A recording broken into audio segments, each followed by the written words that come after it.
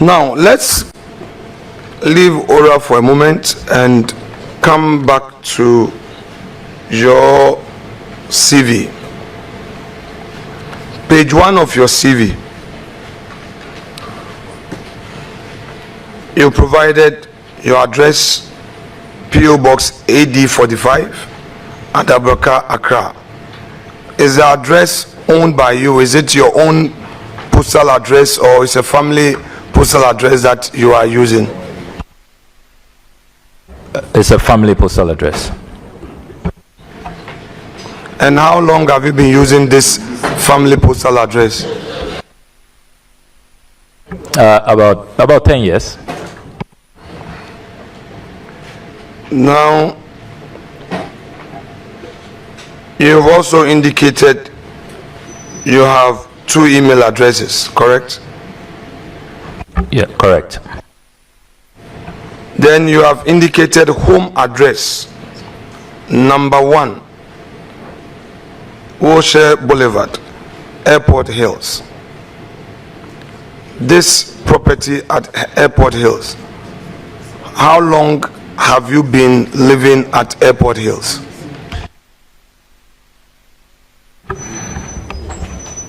About 8 years. Is it your own property? No, I am renting. I'm a tenant. Airport Hills is dollar rented zone. Are you aware?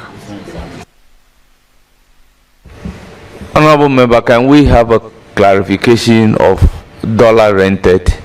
Because in Ghana we use CD, so I don't understand a dollar rented property. Does it mean you pay the rent in dollars? Not necessarily. I mean, okay.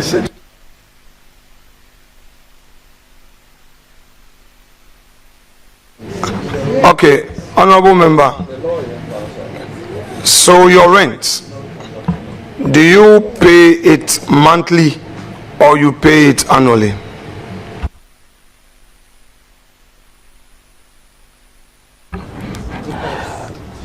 Well, it depends. And Chair, I don't know if you want me to share the tenancy agreement with you, even though I will have to don't proceed. Seek the permission of my dear wife, because we do it together. Don't proceed. It is not in the interest of the company to be demanding for your tenancy agreement, let alone determining how much you pay as rent. Okay. Well, I mean, that is personal. I like to be transparent, so but that is personal. But I respect your ruling, Mr. Chairman. Chairman, you see, we are in this public enterprise together. This is a nominee who, desirous of protecting the public purse, holding people accountable, is able to inquire into how people earn their salaries, especially public officers, how people acquire properties and all. I think that it is only fair. For instance, in this inquisition, at least he came as prepared as possible with my own land that I have owned for over 25 years, which is good. And that's not only what I have, by the way. No problem. No. Provide, honorable member. I am happy. I'm happy for you to share with the public all that you have on me. Read them aloud. No, please read them aloud. Honorable members, I want you, because you brought it up, I want you to share with the public all the properties that I have, that you have uncovered, including my bank account. Share with the public. I'm happy for you to share. No, I want you to share because I want it to disclose. I am right here. No, I am right here. I am right here. I want you to disclose to the public all the properties that I own that you have. Honorable Minority Leader, remember, I am the chair of the committee. If you ask a question that relates to that, fine. I can even overrule the question. So please, you are not allowed to mention the others unless the need arose. Proceed. Honorable member, as part of your inquisition on me, did you discover some other properties that I own apart from what you have already mentioned? Which search result you shared? Are there others that you were able to uncover? Is there inquisition in the first place, or you just gather information? Don't worry, I will put it right if I should use gathered information. Well, Mr. Chairman, I will disclose what I have at the right time. We are all following our strategy. You have a strategy, I have my strategy. So let's stick to our strategies. So good. So, honorable nominee, as part of the information you've gathered thus far, the ones that you have gathered about me, can you disclose them to the public apart from what you have discovered? I cannot at this point.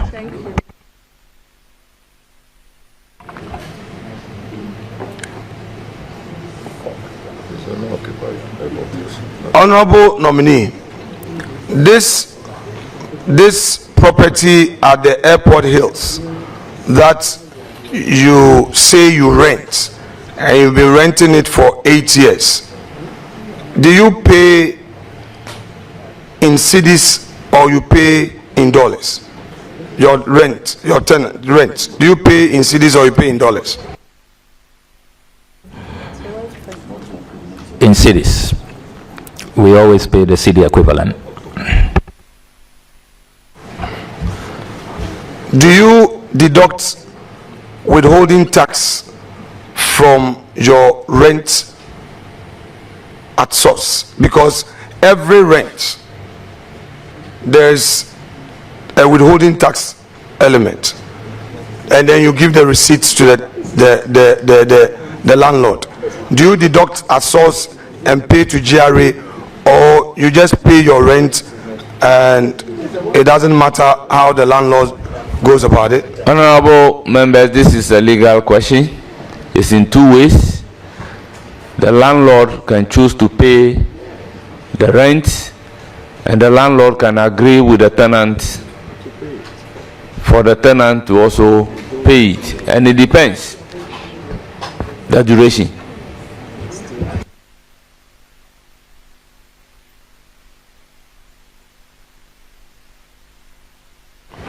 So he's opening it up for clarity. So choose the part you would want to answer. I'm not allowing you to answer that question. Chairman, please say so for the records. I didn't get that you have Question overruled. That's okay, no problem. Honorable member, on your CV, you have indicated on page 2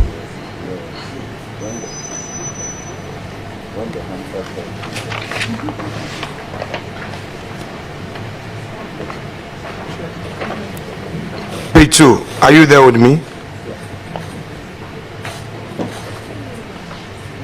We have former managing director, Savvy Solutions. Now share with us when you registered this company. Yeah, this was in April 2018. Are you the sole shareholder of this company, please? Yes, I am, but it's defunct. Honorable member, the fact that you are a managing director of a company does not suggest that you are even a shareholder. Yeah. Let alone being the sole shareholder. Yeah. So the question is overruled.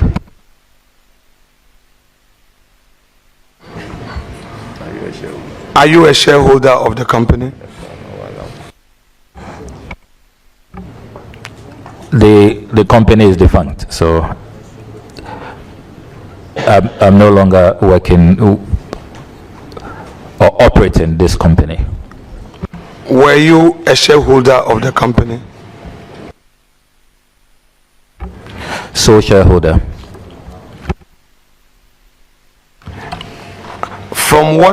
From which year to which year did you operate this company?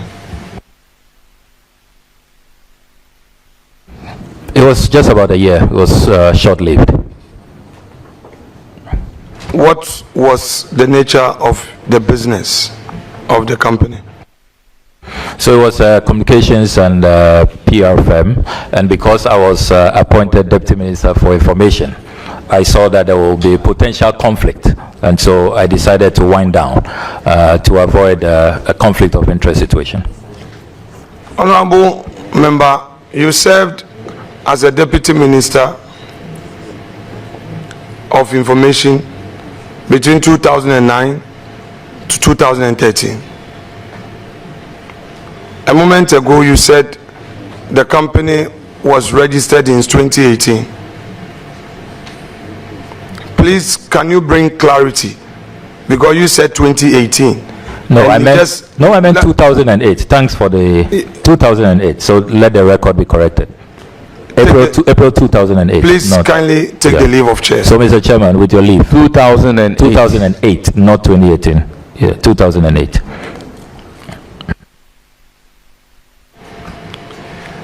Now, you do not own any other company, correct?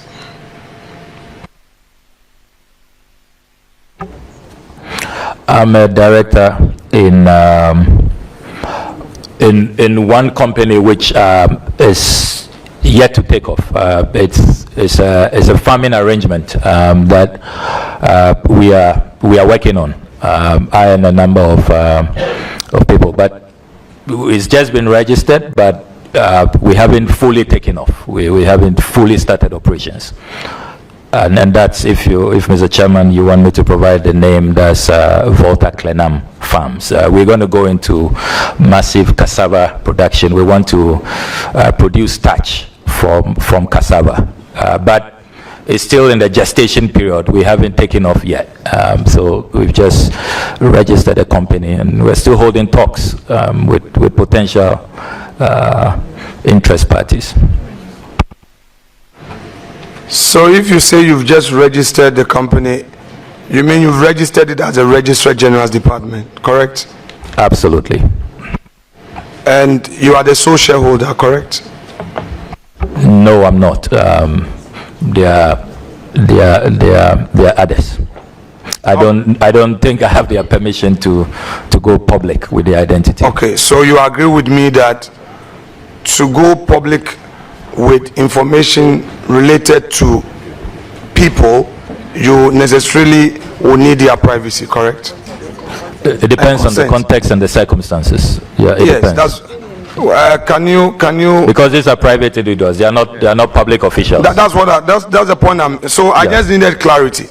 So you have drawn the distinction that if these individuals are in the public service, their consent and permission is not needed because it will be in the public interest, correct?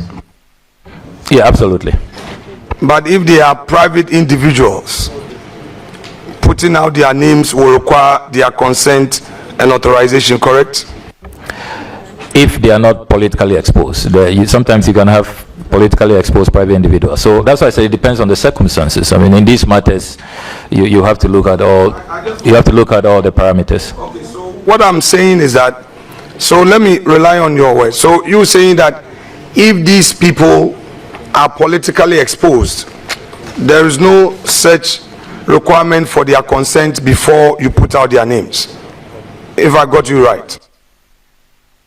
I have stated that it depends on the circumstances. So case by case, you make a determination. But you are aware that per the Companies Act and then the anti-money laundering law that we passed, we amended to Act 824 something. Yes, Act 824. These individuals that you jointly own shares with in this company are politically exposed by virtue of the association with you. You'd agree with me? Honorable member, the question is overruled. This is purely a legal question, but the statement is not correct.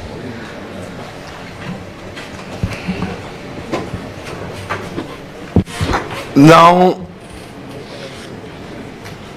you say you are going into cassava production in commercial quantities. You have acquired the land already?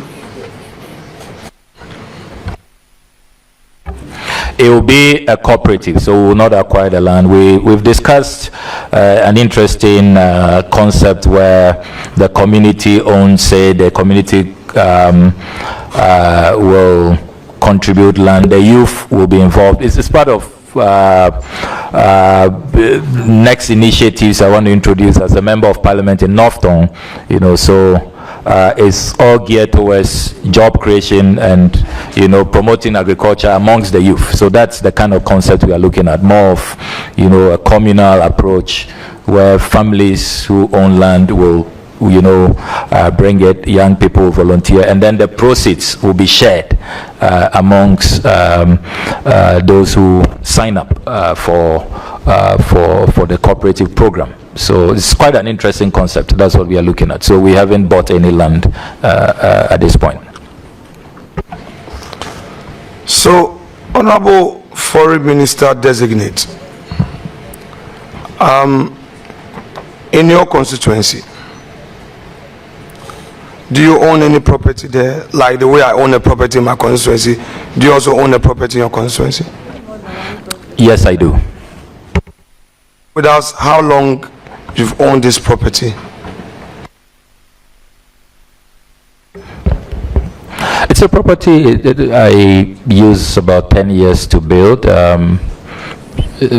Simple 4-bedroom, 1 kitchen, no boys' quarters, no swimming pool, no tennis court. That's a simple structure. I've seen a lot of propaganda out there that I own a $3 million mansion in my constituency, largely fueled by propagandists in your party. But I don't own $3 million in Afenyo-Markin. I mean, absolutely preposterous and ridiculous. I mean, those who attended my dad's funeral saw the property. Very simple property, built over a 10-year period. So if you want descriptions, that's what I can give you. The land, how did you acquire the land? So, example, in my case, I buy it from the chiefs and the Asafo, but I still would have to go and pay again at the Lands Commission because their title, their document they give, you can't register because of vested land. Do you have a similar situation in your area? No, mine family land. So, and because I'm member of parliament, they were very, very generous. So it was largely a donation, just a little token to show appreciation. You know how people are very happy to reward people who are serving them diligently in their communities. So it was within that spirit. So, like you're saying that it's a family land, but it was given to you. Order. You are saying that the land upon which you built was a gift to you from a family because of your hard work as a member of parliament? That's not what I said. I said it belongs to a family. It's not a government land. It's owned by a family. And I'm saying that they didn't really let me pay a commercial value. I mean, I have to be grateful to them, and that's all I'm doing. So a little token, a little appreciation, really, but nothing significant. In the wisdom of the framers of the law, is confidential.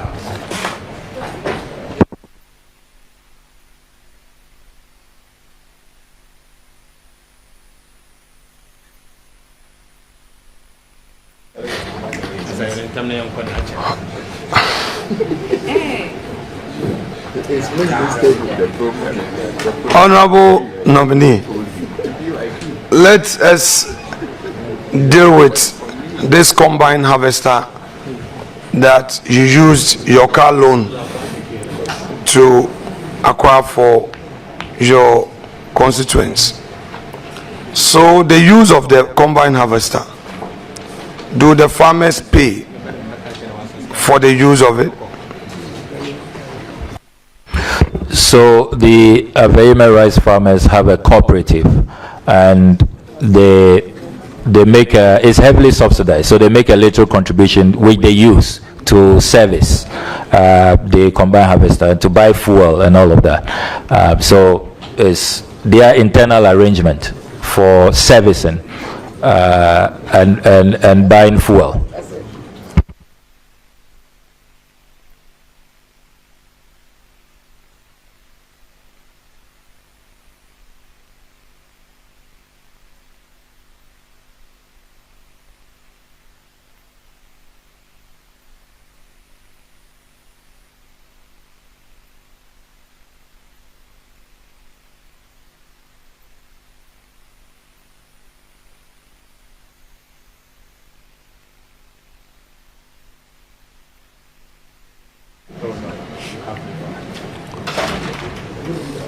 So, Honorable Nominee, are they in the process paying back the facility? No, they are not to pay back.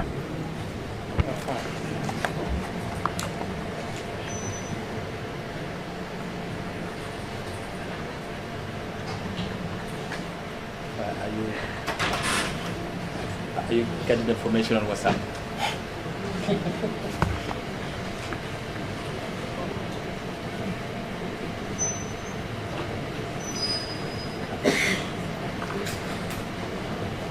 Well, somebody send me WhatsApp messages to us. So, my respected colleague, let's go to April 8th.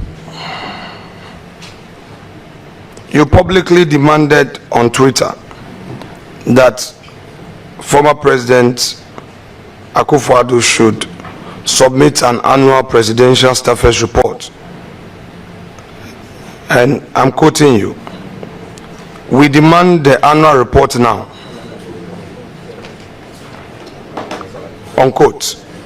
However, official records show that this report had already been submitted by the presidency to Parliament on the March 25, 2024, and formally acknowledged by the Speaker's office on March 28, 2024, nearly 2 weeks before your demand.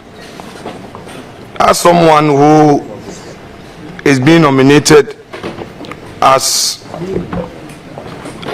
our chief diplomat, this office requires meticulous attention to facts and careful verification before making public statement. Can you explain, one, what steps you took to verify your information before making your demand public? That's the first one.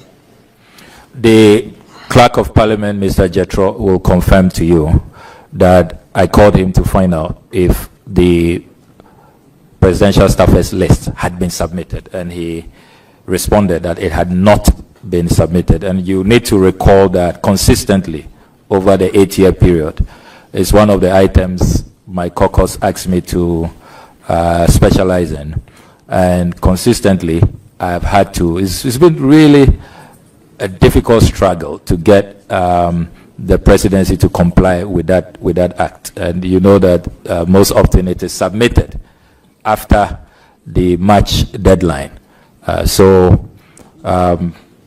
In April 2018, I thought that consistent with that track record, they had also missed the mark.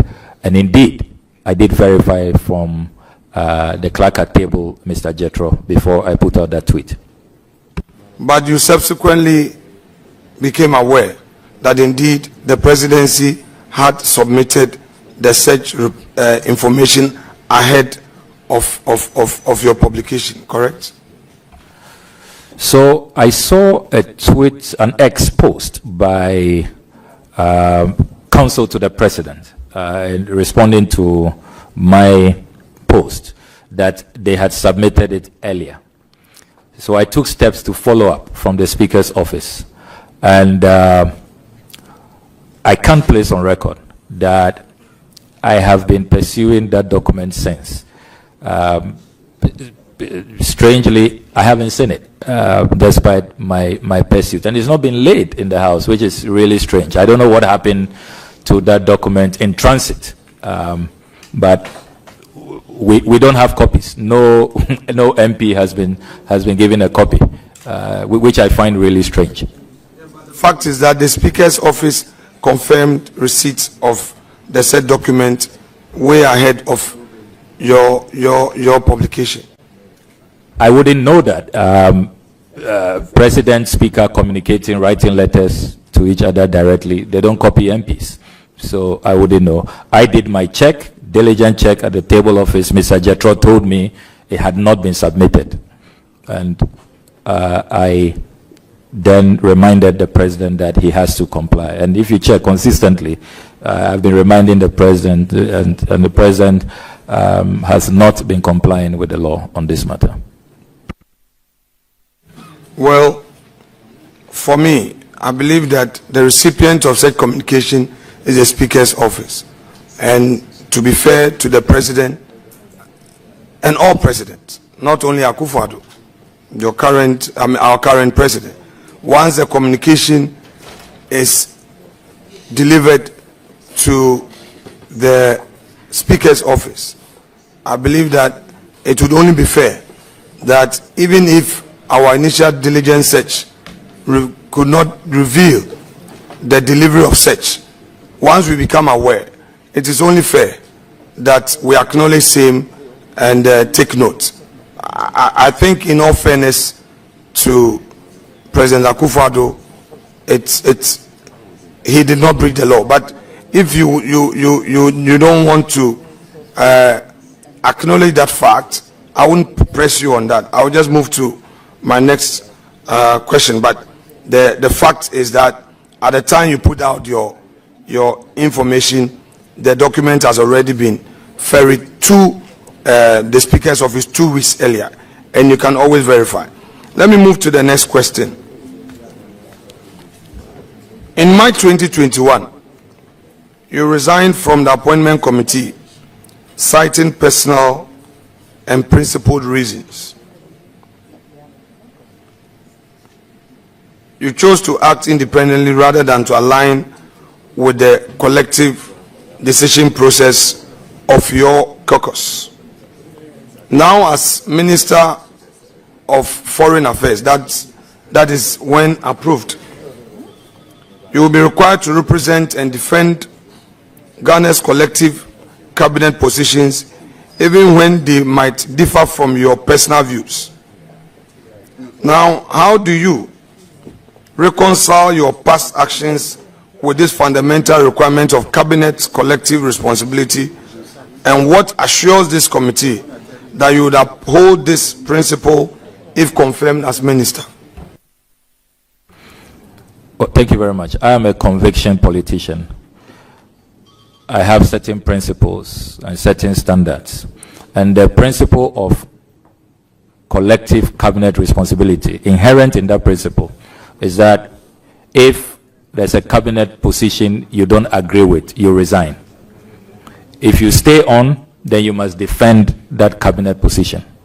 So if it's a matter I feel strongly about, I'm not one who finds it difficult to walk away, to preserve my convictions and my philosophies.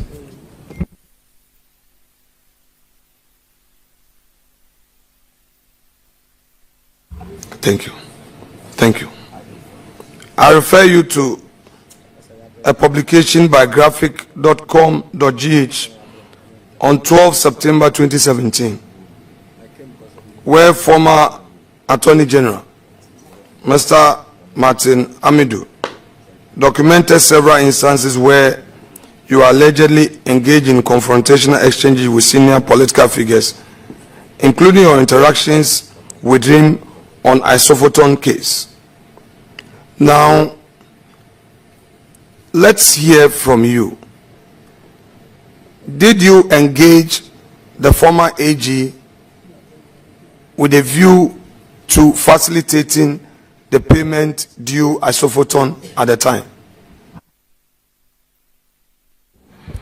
Well, thank you very much. At the time, I was Deputy Minister for Information, and I received a petition, came to the ministry, and I'm glad that former Ministers of Information are here. I see the Honorable Mahama Ayariga. It is key to the mandate of the Ministry of Information to receive feedback and ferry that information to the relevant quarters. So in this case, there was a petition from the director of Isofoton, and all I did was to forward that. And if you, Mr. Chair, you give me the permission to read from the current Ministry of Information's website. I have a printout here, a statement introducing the ministry, signed by the former Minister for Information, the Honorable Fatima Abubakar. And she states here, and Ghanaians who are watching can log onto the website of the Ministry of Information, which is appears to be now defunct, by the way. The Honorable Fatima Abubakar writes, quote, "Our goal as a ministry is to empower the citizens of Ghana through information dissemination, to ensure transparency and accountability in public policy cycles.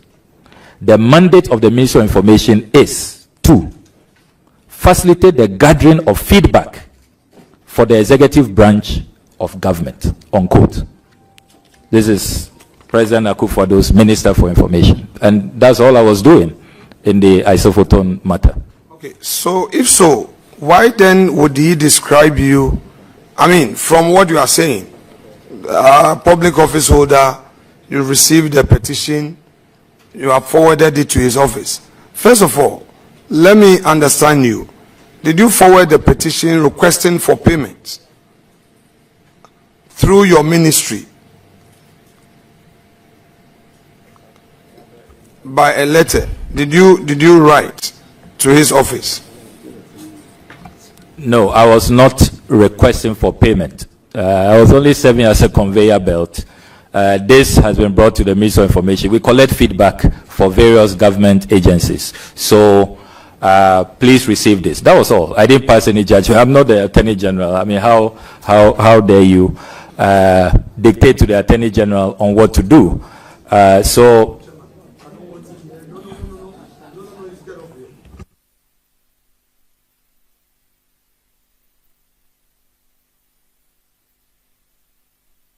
now, members, let's make progress. So, if you only ferried the letter to him, why would he therefore describe you as uncouth and somebody who has been insulting elders? Because he stated so. I mean, if there was no verbal engagement but just a letter you wrote, how would he give you such a description? well, first of all, I would like to see that publication, because It is graphic. If you can find it on the 12th September 2017, it's still online, so you can peruse it. That's why I wanted clarity, that what was the mode of interaction. And you have said it was through a formal letter you sent to his office regarding the petition you received from Isofoton, meaning you didn't phone him to talk to him. So if you didn't do so, how he gave you this description is why I want to know your view on it. I mean, fortunately, I've been Honorable member. I've been in the public space. Honorable member, hold it. The question is a bit nebulous. How somebody have a view about you, you may not have control over it. So the question is either rephrased or overruled. Chairman, you reserve the sole right on admissibility. I will respect that always. Honorable nominee, I'm sure you become aware that the new president of the United States through some executive orders, has been very tough on immigration and all. Obviously, without being hypothetical, there may be Ghanaians in the United States who don't have documents. How prepared are you for possible mass deportations, considering the situation we find ourselves? Share with us some strategies you intend to put in place to warmly see our compatriots safely back to Ghana. This is a matter that is of concern to a lot of Ghanaians. And since my nomination, I have diligently inquired from the Ministry of Foreign Affairs what the status is. There have been publications that about 6,200 Ghanaians will be affected. But from the brief that has been shared with me from the officials at the Ministry of Foreign Affairs, they allay fears that the numbers are not that high, and that currently the official communication the ministry has received from Washington is 156, not 6,200, 156 Ghanaians who face imminent deportation. And indeed, they indicate that about 40 of them have been asked to be, they've asked the mission in Washington to process those people expeditedly to be deported. It's clear that President Trump is really serious about this executive order. If you follow what happened to the Colombians when the Colombian president refused to accept Colombians who were being deported, we saw that immediately President Trump announced trade sanctions, and Colombia has had to retreat. So I think that the strategy that we should deploy as a country is to ensure that our missions abroad extend consular services to all of these persons. They are our compatriots. We must be concerned about their welfare.